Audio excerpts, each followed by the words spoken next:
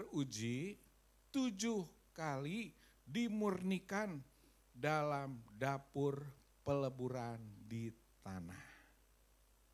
Ini ayat yang penting saudara. Saya baca sekali lagi, Mazmur 12 ayat 7. Janji Tuhan adalah janji yang murni. Benar-benar murni, tidak ditambah-tambah tetapi murni. Bagaikan perak yang teruji, 7 kali dimurnikan dalam dapur peleburan di tanah. Nah kita lihat ilustrasinya, gambarnya saudara.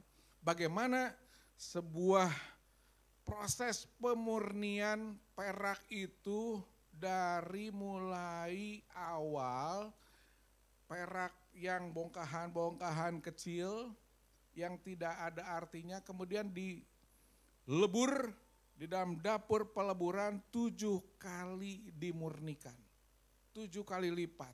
Itu ada sebuah proses yang terjadi kalau mau meleburkan sebuah atau sebongkohan perak seperti itu. Ini ada videonya sebetulnya, tapi saya ambil gambarnya seperti ini.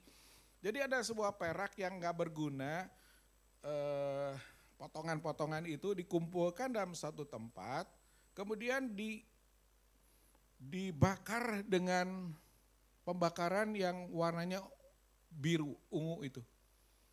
Dibakar. Disemprot terus, panas sudah sampai meleleh. Sampai meleleh dan perak-perak kecil yang ada di sekitarnya itu karena dibakar sedemikian rupa dengan temperatur yang tinggi, panas sekali, akhirnya menyatu dengan menjadi sebuah perak yang bulat itu saudara. Nah maknanya apa? Ini sebuah proses tukang perak, melebur perak, ingin membentuk satu perak yang benar-benar teruji, baik. Perak itu sebuah logam yang berharga. Nah kita sebagai umat manusia adalah orang-orang yang berharga di mata Tuhan. Kalau kita mau memenuhi janji Tuhan, mau mendapatkan janji Tuhan, kita harus mau diproses seperti perak ini. Dimurnikan, dipanasin, dengan panas yang sepanas-panasnya. Tadi ada sebuah lagu. Kau tahu Tuhan, dengar saatku, apa tuh lagunya ya, itu saya juga gak begitu hafal. Nah itu sebuah proses yang harus dijalani oleh kita semuanya, tapi Tuhan tahu gitu. Seperti tukang perak ini sedang melebur perak itu, dia tahu prosesnya panas. Bahkan dia nggak bisa dekat-dekat, mungkin karena panas sekali.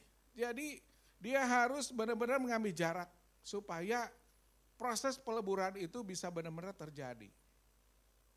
7 kali dimurnikan, 7 kali, jadi nggak sekali, saudara. 7 kali. Ada sebuah perjalanan panjang.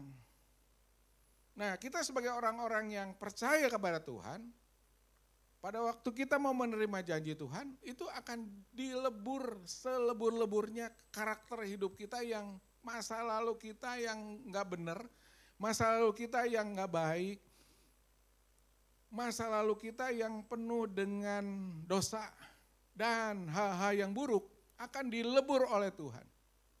Akan diproses sehingga menjadi sebuah bentuk yang bagus.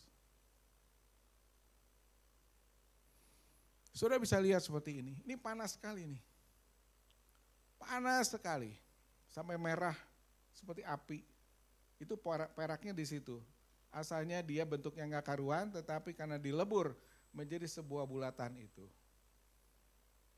Nah bagaimana tukang perak ini berhenti dia melebur ini, menyoroti atau membakar dengan sinar yang biru itu?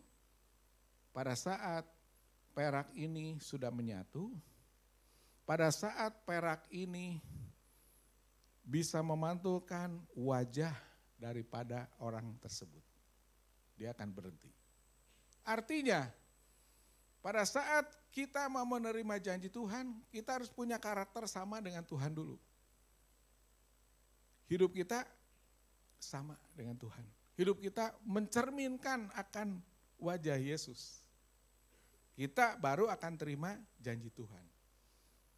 Seperti itu.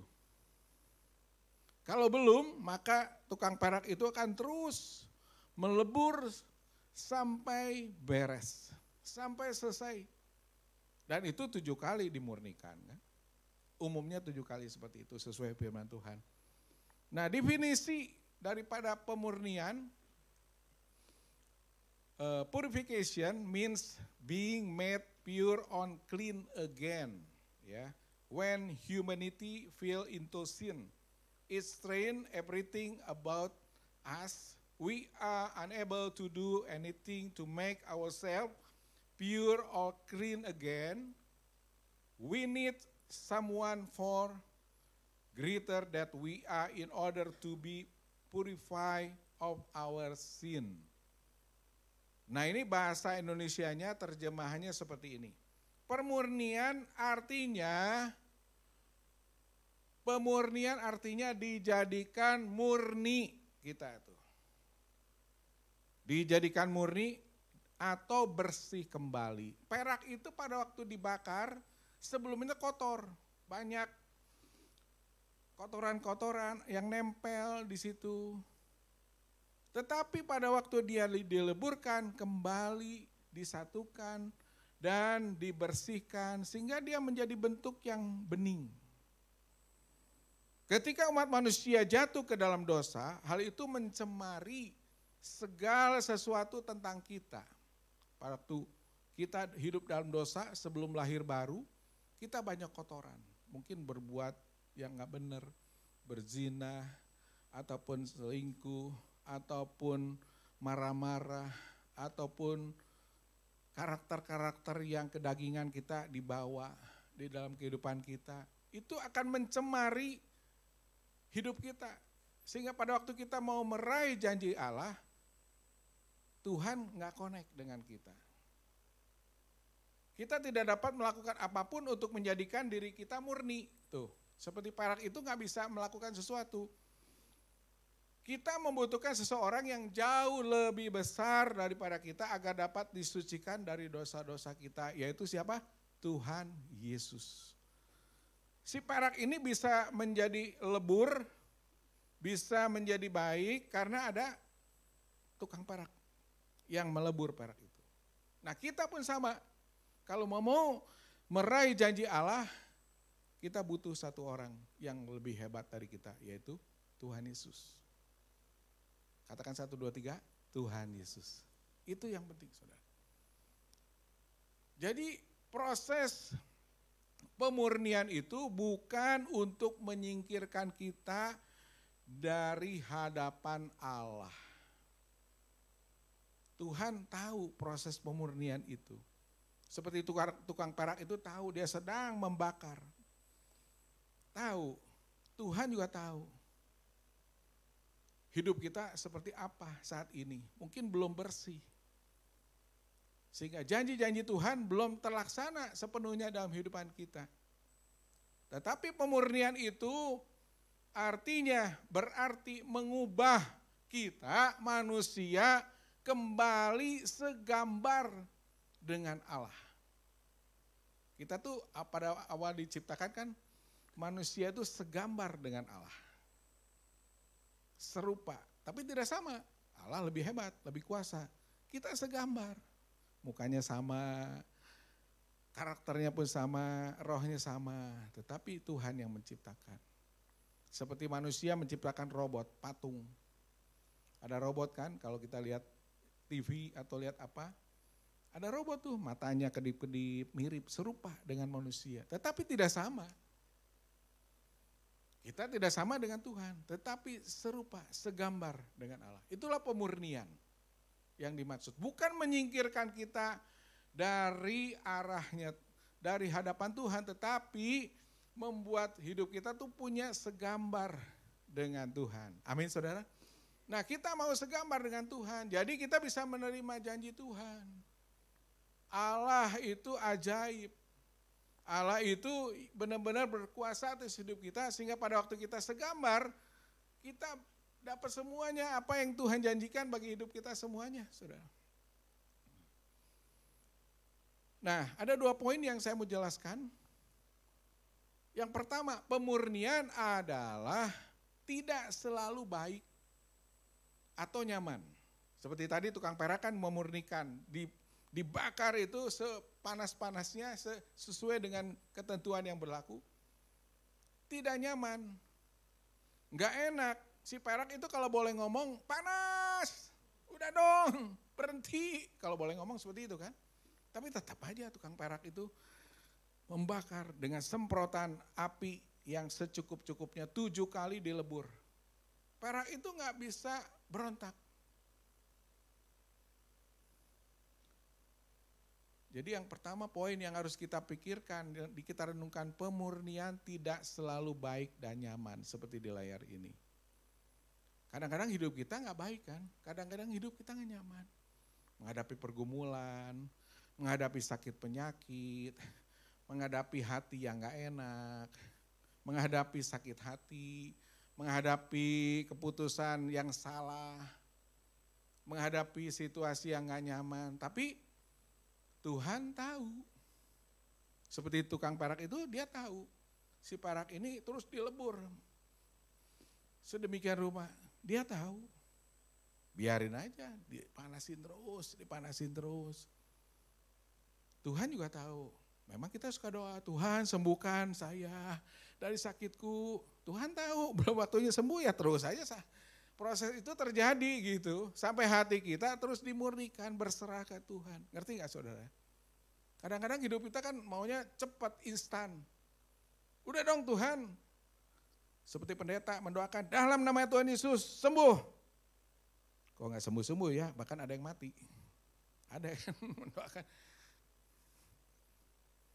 Itu pemurnian, gak selalu baik, gak selalu nyaman. Ada ayatnya saudara, Roma 8 ayat 28 dikatakan, kita tahu bahwa Allah turut bekerja dalam segala sesuatu untuk mendatangkan kebaikan bagi mereka yang mengasihi Dia, yaitu bagi mereka yang terpanggil sesuai dengan rencana Allah.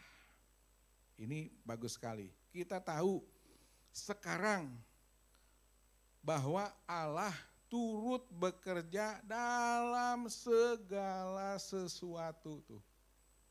Segala sesuatu tuh all things. Semuanya. Baik keadaan enak maupun keadaan gak enak. Keadaan usaha diberkati maupun keadaan usaha mungkin lagi turun. Dalam keadaan kita happy, dalam keadaan kita lagi sakit hati. Allah tahu, Allah itu turut bekerja. Kadang-kadang kita kan maunya enak terus, saudara. Maunya kan, yang baik-baik aja, mau ngopi terus setiap hari, mau happy-happy, mau jalan-jalan, mau apa, ya kan? Tapi enggak begitu. Pemurnian itu pasti menghadapi proses yang enggak enak. Baru kita bisa mendapatkan janji Allah. Itu untuk mendatangkan kebaikan. Nah, ujung-ujungnya kalau udah dimurnikan selesai, ada kebaikan. Seperti perak itu bentuknya jadi bagus, jadi bening. Jadi murni kembali. Bagi mereka yang mengasihi Dia. Bagi kita yang mengasihi Tuhan. Nah, kalau Bapak Ibu hanya ngomong mengasihi, tapi hati kita enggak mengasihi, Tuhan pasti terus murnikan. Kamu mah bohong. Tuhan tahu kan hati kita. Tuhan gak bisa dibohongin. Tuhan aku percaya. Mulut mengaku. Tapi hati ini mengaku gak? Kalau enggak. Tuhan tahu. Murnikan lagi. Dimurnikan lagi. Jadi kondisi enak gak enak. Kondisi kita lagi bete. Kondisi kita lagi mengalami kesusahan. Kondisi kita lagi menghadapi kedukaan, Tuhan tahu nggak? Tahu. Itu dimurnikan. Bagaimana kita menyingkapi kondisi pada saat kita lagi keadaan gak bagus. Mengucap syukur gak sama Tuhan? Kalau kita ngomel-ngomel terus, hati kita dimurnikan lagi terus, diuji terus. Ada orang kalau mau berdoa, Tuhan berikan aku kesabaran. Tiba-tiba datang orang yang datang bikin kesel gitu ya, bikin kehel. Nah, kita ke bawah gak dengan situasi kesel itu? Kalau masih ke bawah, Tuhan murnikan lagi. Janji Tuhan gak akan berlaku. Kalau kita masih kesel, kalau kita masih ngomel-ngomel. Usaha kita lagi turun, oh Tuhan gak baik, oh Tuhan jahat, oh Tuhan begini dan sebagainya. Semua orang disalahin, kamu mah bodoh kerjanya dan sebagainya di perusahaan. Marah-marah. Kita dimurnikan lagi sampai hati kita pada waktu menghadapi situasi itu, oh Tuhan terima kasih Engkau begitu baik mengasihi aku. Walaupun usahaku lagi turun, walaupun keluarga aku lagi begini, tapi aku tetap mengucap syukur sama Tuhan. Nah itu baru pemurniannya beres, jalan lagi, hati kita beres. Tidak akan sampai saudara membawa keluargamu loncat bunuh diri. Kemarin kan ada ya di video ya, ada yang pasti zaman sekarang suka viral tuh, kalau ada video yang aneh-aneh. Ada kan keluarga di Jakarta, suami istri mungkin udah pusing, udah gak tahu janji Tuhan, membawa anaknya 2, katanya diikat, meloncat bunuh diri. Ada kan? Udah tahu ya. Nah itu dia gak tahu janji Tuhan. Dia gak mau dimurnikan. Harusnya ada orang model itu masuk ke care group, komsel, sharing, cerita. Gimana ya temen ya, saya lagi menghadapi situasi ini, boleh kasih saran gak? Nah itu pentingnya I care saudara, pentingnya care group. Pada waktu saudara lagi pusing, saudara lagi bingung, lagi gak nyaman, lagi menghadapi pemurnian yang gak enak, cerita ke care groupnya. Akan ada solusi, akan ada doa yang menguatkan kita. Amin saudara. Jadi Bapak Ibu yang belum punya care group, siapa? Boleh angkat tangan kalau mau, kalau enggak aja jangan. Nanti daftar ikut care group. Amin saudara. Ya, nanti di belakang ada Marvel tuh. Marvel I Care Group Leader. Penting saudara. Itu yang kemarin terjun itu, suami, istri dan 2 anaknya mungkin nggak ikut care group. Saya nggak tahu dari gereja mana, tapi mungkin bukan dari gereja AFGF, saya nggak tahu dari gereja mana, nggak disebutkan. Jadi pemurnian itu nggak enak, nggak selalu baik dan nyaman. Kalau si peraknya itu udah terbiasa dengan situasi panas kan nyaman kan. Pada waktu dia temperaturnya lagi di bawah, berapa derajat, tiba-tiba dipanasin lagi, nah itu nggak enak tuh, panas kan. Dipanasin lagi, nggak enak perubahan-perubahan itu, 7 kali dileburkan lagi, nggak enak. Waktu sekali dileburkan, oke, udah berjalan. Kedua kali, ketiga kali, keempat kali, dan seterusnya. Itu perubahan-perubahan itu nggak enak, benar kan? Nggak selalu nyaman. Pada waktu semuanya proses berjalan dengan baik, itu udah kenyamanan terjadi. Tapi dileburkan lagi, nggak nyaman lagi saudara. Seperti hidup kita. Situasi dunia ini berubah, perubahan. Misalnya dolar naik, nggak nyaman. Ataupun bensin naik, nggak nyaman. Ataupun beras sekarang lagi naik nih, nggak nyaman kan. Ibu-ibu, waduh uang belanja jadi kurang. Nggak nyaman, tapi dimurnikan. Bagaimana beras naik dengan kita antisipasi, oh puji Tuhan aku masih bisa makan. Walaupun beras naik pun jadi 20.000, 100.000, tetap kita bisa makan dengan singkong misalnya saudara. Ya, Indonesia tuh bersyukur tanahnya banyak, nanam singkong aja di depan jadi ada pohon singkong. Kita bersyukur ke Tuhan. Jadi proses pemurnian itu benar-benar tidak ada yang tidak selalu baik dan tidak selalu nyaman. Ingat saudara. Jadi kita mesti menyadari saat kita lagi gak baik nih, lagi sakit, oh mengucap syukur. Kalau sudah baik, ya puji Tuhan mengucap syukur. dalam segala perkara seperti itu. Nah, ada ayat yang penting juga, Kejadian 50 ayat 20. Ini cerita bagus sekali. Kejadian 50 ayat 20. Memang kamu telah mereka-rekakan yang jahat terhadap aku. Tetapi Allah telah mereka-rekakannya untuk kebaikan. Dengan maksud melakukan seperti yang terjadi sekarang ini, yaitu memelihara hidup suatu bangsa yang besar. Ini cerita mengenai Yusuf. Yusuf bisa ngomong seperti itu pada waktu dia terjadi reunifikasi, kumpul dengan keluarganya, dengan koko-kokonya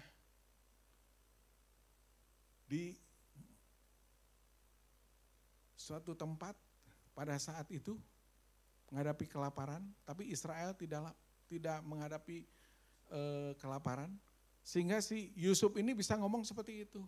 Padahal sebelumnya Yusuf kan dibuang ke dalam sumur, dijual, kemudian dipenjara, kemudian dia mengalami proses yang gak enak, pemurnian seperti itu. Kemudian dicobai ketemu Tante Potifar, tetapi dia tetap murni, bisa meloloskan diri, pergi, tidak masuk ke perangkap itu. Akhirnya dia bisa menjadi orang yang berguna di tanah Mesir. Dan dengan tujuan memelihara hidup suatu bangsa. Jadi bangsa Israel tidak menghadapi kelaparan. Tapi hatinya murni dia, si Yusuf ini. Jadi dia bisa ngomong, memang kamu telah mereka-rekakan yang jahat. Kokok-kokoknya di depan tuh. Terhadap aku katanya, tetapi Allah telah mereka-rekakan untuk kebaikan. Dengan maksud melakukan seperti yang terjadi sekarang ini, memelihara hidup suatu bangsa yang besar. Jadi bangsa Israel dipelihara, tidak menghadapi kelaparan.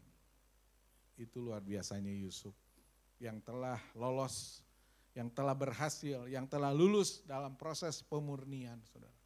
Jadi saudara, kalau ada orang yang ngejahatin atau ada orang yang ngomongin kita, nggak usah dibalas. Nggak usah dibalas, diomongin lagi atau dikata-katain lagi, bahkan disumpahin-sumpahin, jangan. Berkati aja atau diem aja, doain dalam hati. Tuhan, tolong aku, berkati orang itu, mungkin akan ada kebaikan yang aku terima. Seperti itu, seperti Yusuf, luar biasa. Jadi perubahan yang terjadi pada waktu kita mengalami pemurnian itu dari karakter kita, dari ucapan kita, dari tingkah laku kita. Karena semuanya itu akan mencerminkan semuanya karakter Kristus. Kalau kita semuanya bisa berjalan dengan pemurnian yang benar yang Tuhan kehendaki. Yusuf tuh sudah seperti itu, ya. Contohnya udah ada. Saya juga lagi belajar terus menghadapi segala sesuatu yang ada, tetap menghadapinya dengan benar-benar menyadari ini proses pemurnian. Kita semua akan menghadapi itu, bukan hanya pendeta, bukan hanya Bapak Ibu semua volunteer, leader semua. Kita semua orang menghadapi pemurnian di dunia ini.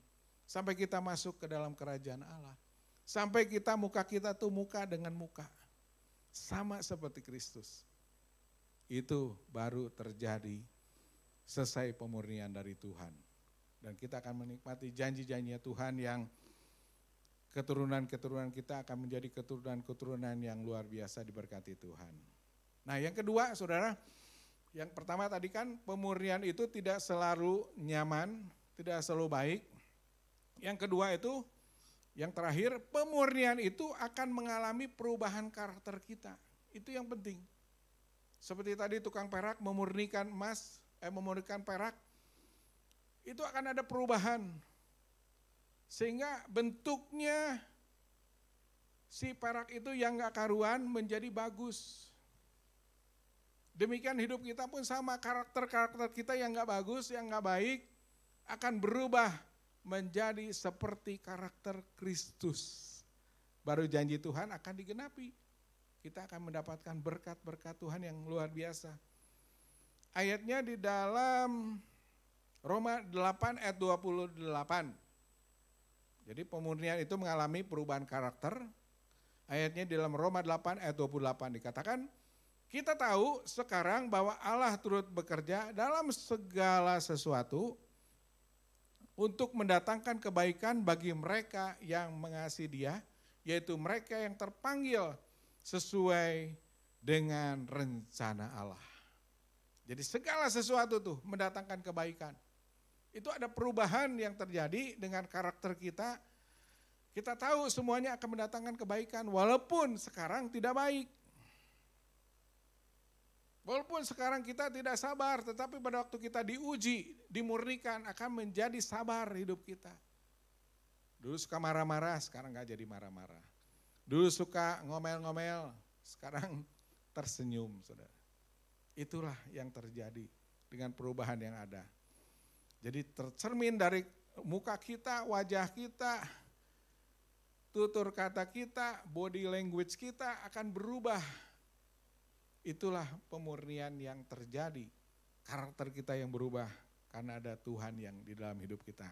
Nah, Roma 5 ayat 1 dikatakan, ini karakter-karakter yang berubah, saudara. Roma 5 ayat 1 dikatakan, sebab itu kita dibenarkan karena iman. Kita hidup dalam damai sejahtera dengan Allah oleh karena Tuhan kita, Yesus Kristus. Nah, jadi pada waktu kita berubah karakter kita, hidup kita itu akan mengalami hidup karena iman. Bukan karena melihat. Kalau karena melihat, semuanya akan membuat hidup kita, perilaku kita menjadi karena yang gak baik menjadi gak baik karakter kita. Tapi kalau karena iman, kita melangkah dengan iman kita, seperti si Yusuf itu, pada waktu dia dimasukkan ke dalam sumur, waktu dia dijual, karakternya baik karena ada iman. Dia terus mengikuti proses itu. Dia nggak komplain, dia nggak melawan. Bahkan sampai akhirnya dia ketemu dengan saudara-saudaranya.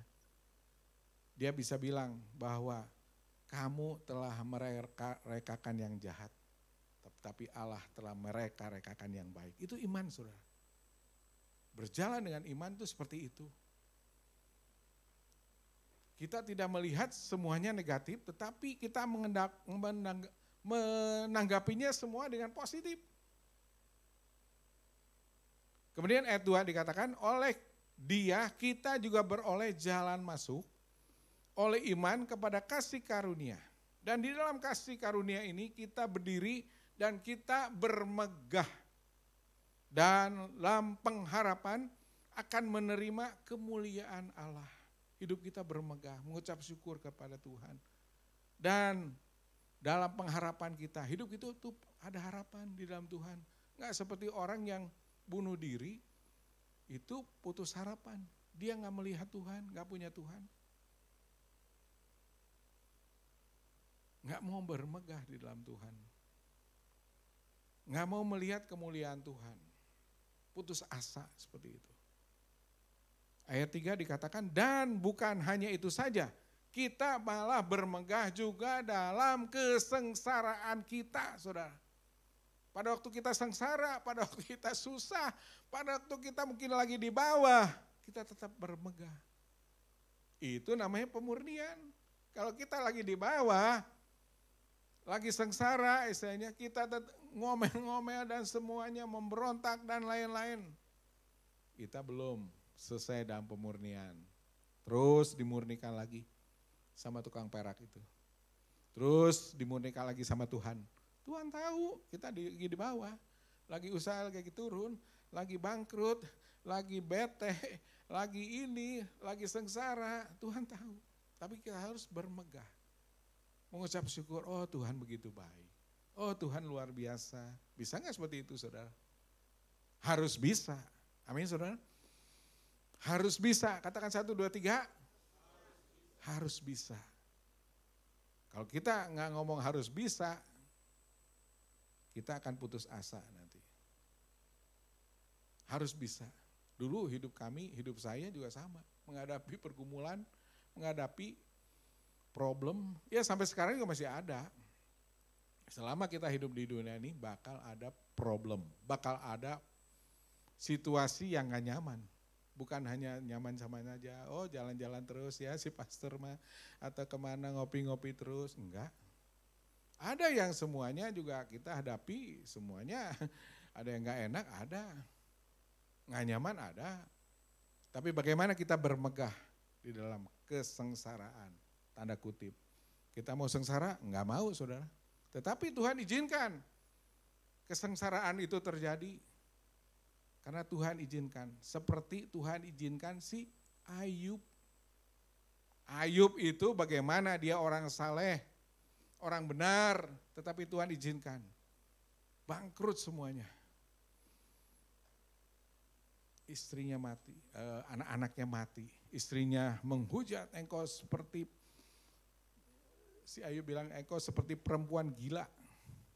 Sengsara, sudah habis semua. Habis. Ayub itu mengalami pemurnian yang luar biasa. Kita belum pernah melihat orang seperti itu habis bangkrut. Tapi Tuhan izinkan. Akhirnya Ayub dipulihkan lagi. Diberikan hartanya berlimpah-limpah lagi. 2 kali lipat. Itu Ayub. Kita udah seperti Ayub belum? Belum. Kita udah usahanya bangkrut, krut sampai nggak bisa makan, belum. Kalau sampai nggak bisa makan, kumpul di care group, nanti ada makanan saudara. Amin saudara. Amin. Nah kalau saudara nggak amin berarti nggak pernah ikut care group, jadi nggak tahu. Kalau diikut care group tuh ada ngopi, ada makanan, ada cemil-cemilan, ada keripiknya Koferi, saudara. Ada. Semua ada, saudara, di care group. Karena Tuhan begitu baik. Ayat 4 dikatakan, oh tadi teruskan lagi, ayat 3. Dan bukan itu saja, kita malah bermegah dalam kesengsaraan, karena kita tahu bahwa kesengsaraan itu menimbulkan ketekunan. Tuh. Jadi kalau kita lagi sengsara, lagi susah, lagi bete, tetap kita bermegah mengucap syukur kepada Tuhan, itu akan ada ketekunan. Stabil hidup kita, karakter kita benar. Nggak usah ngelawan, nggak usah segala macam, nggak usah yang negatif. Ayat 4, dan ketekunan menimbulkan tahan uji. Kita diuji terus, seperti si perak itu terus diuji. 7 kali peleburan. Dan ujian itu menimbulkan pengharapan. Pengharapan. Hidup diberkati Tuhan, lebih lagi, diberkati Tuhan, lebih lagi. Dengan diberkati Tuhan, ngasih perpuluhan lagi lebih banyak. Dengan diberkati Tuhan, pelayanan lagi lebih banyak. Dengan diberkati Tuhan, lebih lagi. Ada kan orang saudara kalau diberkati Tuhan luar biasa, perpuluhannya dikurangi. Cukup aja segini. Ini nggak nyindirin saudara, maaf ya. Saya nggak nyindirin kebetulan, suka ada seperti itu. Kalau usaha saya diberkati, waduh saya senang nih, perpuluhan saya jadi gede, masukin buat Tuhan. Itu tahan uji tuh saudara. Kalau nggak tahan uji, dipotong perpuluhannya separuh buat Tuhan. Bener. Saya berani ngomong gini karena saya melakukan itu. Usaha makin diberkati, perpuluhannya makin gede. Persembahannya makin gede. Nanti Tuhan kasih lagi yang lebih gede. Amin saudara? Amin, seperti itu. Usaha kita diberkati, pelayanan kita terus nggak berkurang. Tetap jalan. Nggak, waduh pastor maaf saya lagi sibuk, ini ordernya banyak. Nah itu nggak tahan uji saudara. Bukan nyindirin saudara, ini firman Tuhan. Dan itu dimurnikan hati kita. Sehingga Tuhan akan terus memberikan janjinya. Janji Tuhan kan hidup kita berlimpah-limpah. Sampai engkau kelimpahan berkat luber saudara, benar. Itu janji Tuhan. Kalau kita memberikan perpuluhan, ujilah aku. Tuhan akan membuka pintu-pintu berkat, tingkap-tingkap langit surgawi dibuka. Itu ujian itu saudara. Memberi perpuluhan itu gak gampang. Ujian, tahan uji. Bisa gak kita diuji? Kalau kita hanya melihat uang, di mana hatimu berada, di mana hartamu berada, itu hatimu berada? Nah itu dia, nggak tahan uji nantinya. Ayat 5 berikutnya dan terakhir, dan pengharapan tidak mengecewakan karena kasih Allah telah dicurahkan dalam hati kita oleh Roh Kudus yang telah dikaruniakan kepada kita. Jadi kasih Allah dicurahkan dalam hati kita. Semuanya yang terbaik, pengharapan itu, janji Allah digenapi dalam kehidupan kita. Jadi janji Allah, meraih janji Allah itu susah gampang? Susah sudah. Tapi kita harus mau mengalami proses pemurnian. Baru gampang dapat. Enggak ujuk-ujuk janji Tuhan tuh dapat. Kita harus melalui proses pemurnian itu. Terakhir, Saudara. Sebagai kesimpulan daripada khotbah ini. Ada seorang ibu tanya pada waktu si bapak itu sedang melebur perak. Sedang melebur perak. Si ibu tuh tanya, perak itu diapain Pak? Dileburkannya diapain? Supaya bagus. Si bapak bilang, ya dibakar. Dibakar. Peraknya itu yang jelek-jelek dikumpulin atau di dalam satu bentuk yang gak bagus, mau jadi bentuk yang bagus sesuai dengan tukang perak itu, diapain? Ya dibakar, dileburkan perak itu. Maknanya apa? Kita harus mau hidup kita dibakar, dilebur, mengalami proses seperti itu. Yang kedua, ketika perak itu dimurnikan, Bapak ada di mana? Si ibu tuh tanya. Ketika perak itu dileburkan, Bapak ada di mana? Ya ada dong di situ. Aku kan melebur perak itu. Ada di situ. Jadi tahu. Ini kan 7 kali dimurnikan. Ya saya ada di situ Bu. Tahu. Maknanya apa? Bahwa Tuhan tahu. Tuhan ada di situ bersama dengan kita. Pada saat kita dileburkan, pada saat kita mengalami proses pemurnian, Tuhan ada dalam kehidupan kita. Tuhan bersama kita, tahu kita menghadapi kesulitan, kita menghadapi kesakit penyakit, kita menghadapi keadaan tidak nyaman, kita menghadapi situasi yang galau, kita menghadapi keluarga yang mungkin sedang tidak bagus, istri kita mungkin lagi bagaimana, suami kita lagi bagaimana. Tuhan tahu ada di situ, tapi itu proses pemurnian. Yang terakhir, si ibu nanya, kapan Bapak selesai melebur perak itu? Kapan? Si Bapak bilang, sampai aku bisa bercermin di dalam perak itu tadi yang mengkilat. Bening, kelihatan bening, si perak itu.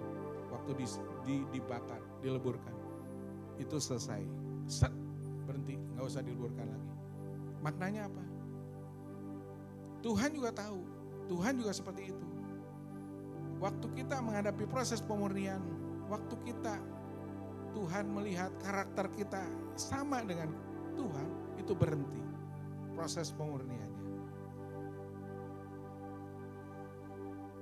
Tuhan melihat, oh anak ini, oh orang ini, oh ini semua ini mirip dengan aku karakternya. Sabar, tidak marah-marah, penguasaan diri, pengendalian diri, penuh kasih, tidak suka berbohong, dan semuanya. Buah Roh Kudus itu ada dalam kehidupan kita, baru kita selesai proses pemurnian. Dan hidup kita akan terus muka dengan muka seperti Tuhan. Sama. Pemurnian selesai terjadi. Seperti Bapak yang sudah selesai memurnikan. Karena peraknya kelihatan, oh aku bisa bercermin. Bisa ngelihat mukaku. Seperti saya melihat muka saya di sini, misalnya di perak. Oh ini ada kelihatan muka saya. Dibanding ini, oh muka saya nggak kelihatan.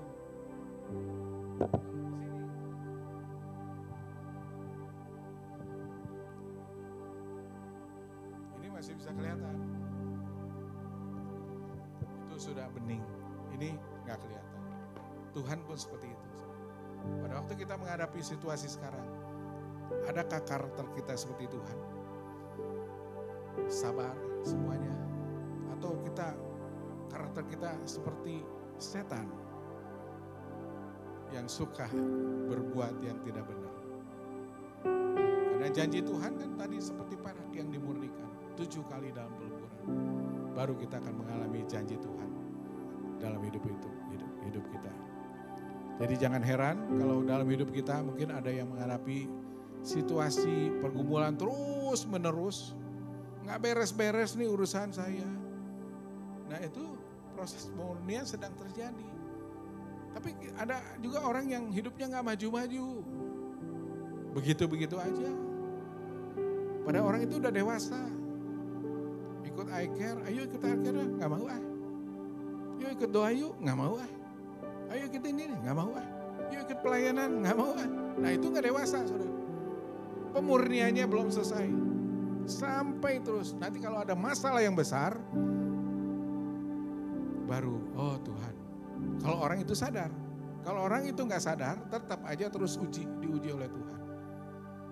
Ngerti ya saudara?